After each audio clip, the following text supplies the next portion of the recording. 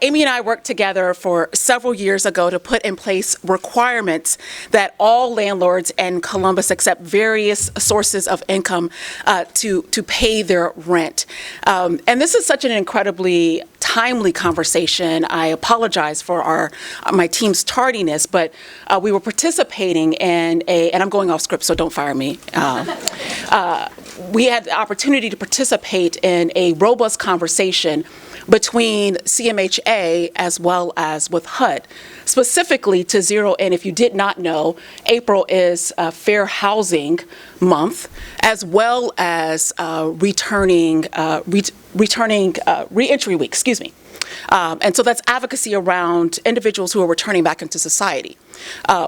Both of which lie at this intersection of incredibly challenging individuals to house in our community. And that's why the Family Flourish model is so incredibly important. There's not going to be a silver bullet to solve our housing crisis in the city of Columbus. But Amy and her team are focused on solutions that are going to support and empower our residents by having choice in our community, and that is so incredibly important. Okay, I'm back on script. I have been working on housing even before I was appointed to City Council. As a city attorney, I also address housing, safety, and homelessness in our community. Our 2023 housing initiatives were built to combat the ongoing housing crisis. Currently, housing is an issue at every single level. Council's housing initiatives aim to create solutions to issues regarding housing investment and preservation, and inclusion of residents and landlords at all income levels. We are truly at a critical point in our city's history. With the expected growth of our region comes challenges, with housing being at the forefront. The approaching housing crisis threatens the stabilization of families, and more specifically, families of low income and Black and brown families.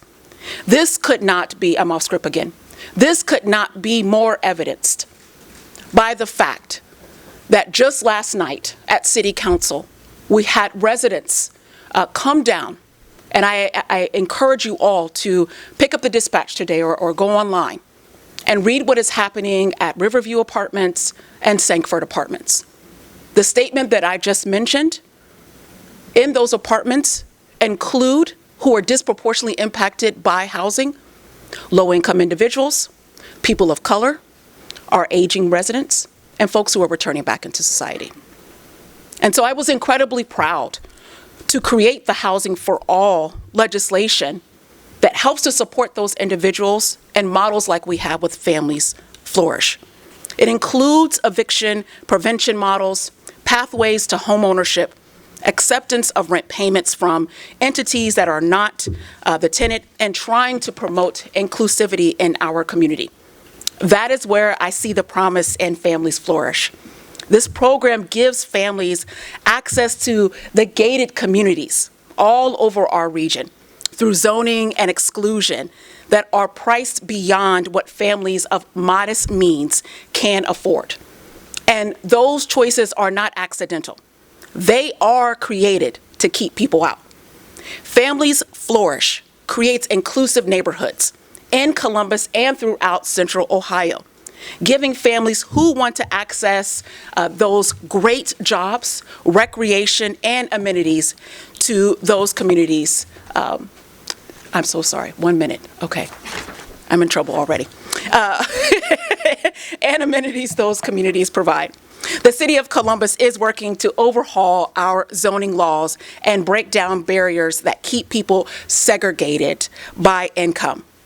So if you haven't heard about the zoning initiative, please look it up. We are talking about it so much because we need you all to lean in. This is the time to ensure that all families are included in the prosperity that is happening in Columbus and around Central Ohio.